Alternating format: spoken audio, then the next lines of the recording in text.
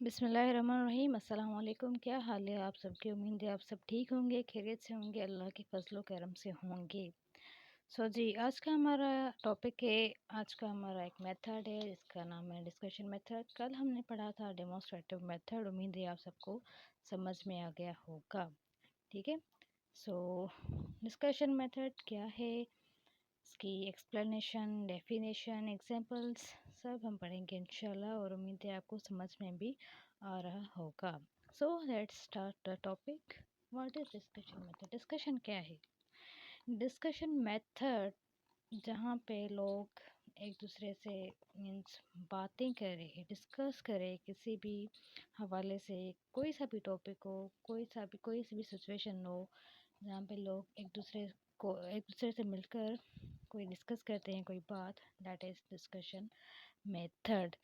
हम अपनी फैमिली के साथ भी बैठते हैं, उनके साथ डिस्कस करते हैं अगर कोई मसला हो। हम फ्रेंड्स के साथ डिस्कस करते हैं, क्लासरूम में टीचर और स्टूडेंट डिस्कस करते हैं topic. So that is a method, discussion method.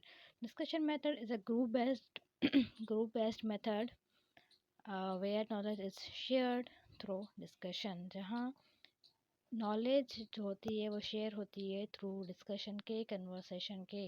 ठीक है। Students and teachers engage in conversation to explore a topic deeply.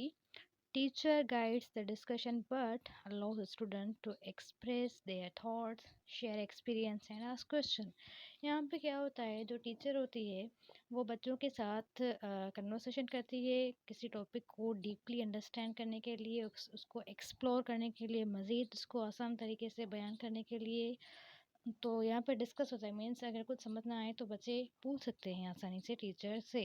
ठीक है। और मोस्टली ये स्टूडेंट सेंटर्ड होता है, क्योंकि यहाँ पे स्टूडेंट्स अपने एक्सपीरियंस, अपने थॉट्स, अपने क्वेश्चंस शेयर करते हैं, एक्सप्रेस करते हैं टीचर्स के साथ। ठीक है। That is discussion method. So discussion method is a technique where, कहाँ गया, where the teacher and students talk about a topic together. Everyone share their thoughts, listens together others and ask questions and learns by discussing. जब हम बात करते हैं, हम सवाल जवाब करते हैं, तो हमारी नॉलेज भी इम्प्रूव होती है, हमारी क्वेश्चनिंग पावर जो है वो इंक्रीज होती है। ठीक है। उसके बाद आता है, in this method the teacher is not only the speaker, instead students takes part in learning by talking and thinking together. The teacher guides the discussion and helps students stay focused. ठीक है। क्योंकि अगर teacher guide नहीं करेगी तो sometime क्या होता है, डिस्कशन आउट ऑफ टॉपिक चली जाती है, स्टूडेंट्स बहस करने पे उतर आते हैं। ठीक है। उसके बाद आता है, इसके कुछ एग्जांपल्स है। फॉर एग्जांपल, जैसे साइंस क्लास है, तो यहाँ पे साइंस का एग्जांपल दिया हुआ है, टॉपिक है water pollution. Some students discuss how water pollution happens and how it can be stopped. ठीक है, कि ये एक टॉपिक है डिस्कस करने के लिए कि वाटर पोल्यूशन कैसे होती है और इसे कैसे रोका जा सकता है। तो कोई स्टूडेंट कौन सा जवाब देगा, कोई कौन सा जवाब देगा। तो इसी तरह से स्टूडेंट्स एक दूसरे के साथ, टीचर्स के साथ डिस्कस करेंगे तो उनकी नॉलेज में भी इजाफा होगा, जो भी उनकी क्वेरी होगी वो आसानी से पूछ सकते हैं। उसके बाद इंग्लिश क्लास एग्जाम्पल दिया हुआ है, importance of reading books. Students share Y reading books is useful and which books they like. ये भी एक अच्छा टॉपिक है कि रीडिंग क्यों ज़रूरी होती है और कौन सा बुक पढ़ना चाहिए, नॉलेज के हिसाब से कौन सा यूज़फुल होगा। ठीक है। डिबेट एग्जाम्पल है, mobile phone should be allowed in school, one group supports it, the other group is against it, they discuss their reasons। ठीक है। सो ऐसे ही वो एक दूसरे के ओपिनियंस, एक दूसरे से क्वेश्चंस करेंगे और उनके जो थॉट्स हैं, जो उनकी क्वेरीज है, वो क्लियर होती जाएगी थ्रू डिस्कशन मेथड। ठीक है। उसके बाद उसके कुछ मेरिट्स और डीमेरिट्स है। मेरिट्स हैं, students are motivated through discussion method.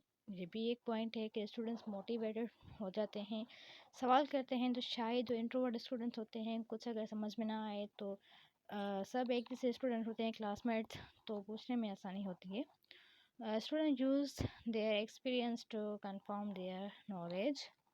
जब हम श्योर नहीं होते, हम कंफर्म नहीं होते, हमारे दिमाग में सवाल चल रहे होते हैं, तो वो भी हम आसानी से पूछ सकते हैं, क्योंकि ये भी एक डिस्कशन मेथड है। तो डिस्कशन में ही हम सवाल जवाब करते हैं। This method encourages participation, making students more interested in learning.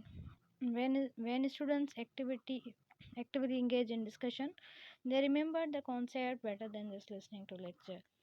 क्योंकि जब लेक्चर सुनते हैं तो वो सामने वाला एक बंदा जैसे टीचर है वो बोलते जा रहे होते हैं, हमारे कुछ सवालात होते हैं जो क्लियर नहीं होते लेक्चर में, लेकिन डिस्कशन में क्या होता है, हम पूछ सकते हैं।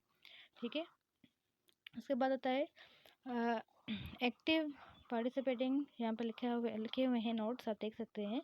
Students take part and don't just listen, सिर्फ सुनते नहीं, वो आस्क भी करते हैं, वो पूछते भी हैं सवालात।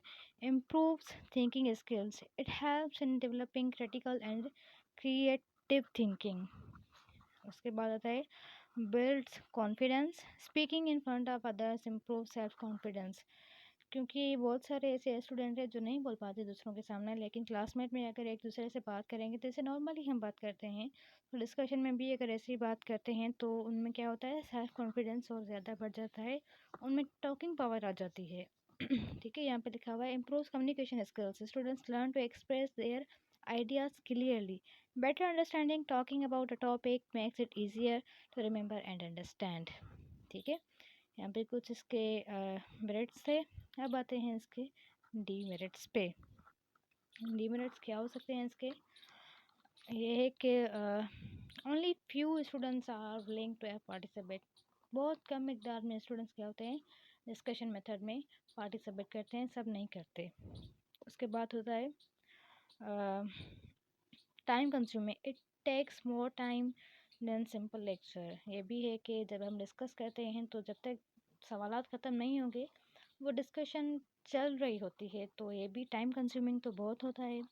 Not suitable for all topics, some topics need direct teaching and can't be discussed easily. ये भी सही है कि ये सारे सब्जेक्ट्स के लिए सही नहीं है, ये कुछ लिमिटेड सब्जेक्ट्स के लिए सही होता है डायरेक्ट सवालात करने के लिए। ओके। उसके बाद आता है can go of topic without good control the discussion में गो ऑफ द मेन टॉपिक। ये मैंने अभी जैसे बताया कि डिस्कशन जो होता है टॉपिक वो चला जाता है, टॉपिक से ऑफ हो जाता है, स्टूडेंट्स टॉपिक से हट जाते हैं, तो इसलिए गाइड करने वाला कोई टीचर भी होना चाहिए। उसके बाद है नीड ऑफ skilled teacher.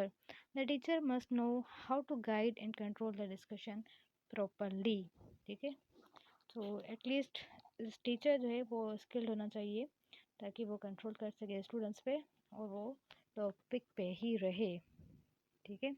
उसके बाद आता है न्यू और फ्रेश आइडियाज़ और knowledge might not be introduced in the discussion because some ideas keep repeating.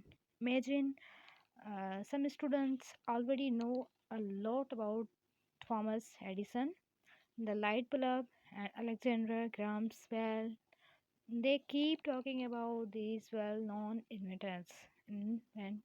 Other students who might have different ideas, like discussing lesser known inventors. So ऐसा क्या होता है, मतलब ऐसा होता है कि डिस्कशन मेथड में हम क्या कहते हैं ओवर कॉन्फिडेंस होने की वजह से हम सेम जो जानते हैं, जिसकी हमें ऑलरेडी नॉलेज होती है, हम बार बार उसी टॉपिक पे हम बात करते हैं, डिस्कस करते हैं। जैसे अब ये तो बहुत ही कॉमन सा मिसाल है कि थॉमस एडिसन को कौन नहीं जानता, सभी जानते हैं। सो इसलिए सेम रिपीटेड जो है ना वो टॉपिक हो जाते हैं, स्टूडेंट्स रिपीट करते हैं और कुछ नया एक्सप्लोर नहीं कर पाते। सो ये कुछ डीमेरिट्स थे इस मेथड के, और ये छोटा सा मेथड था। उम्मीद है आपको समझ में आ गया होगा। अगर कुछ समझ में ना आ रहा हो तो आप कमेंट्स में मुझसे पूछ सकते हैं, मैं आपको बता दूंगी। इंशाल्लाह मिलते हैं नेक्स्ट वीडियो में। अपना बहुत सारा ख्याल रखिएगा। अल्लाह हाफिज़।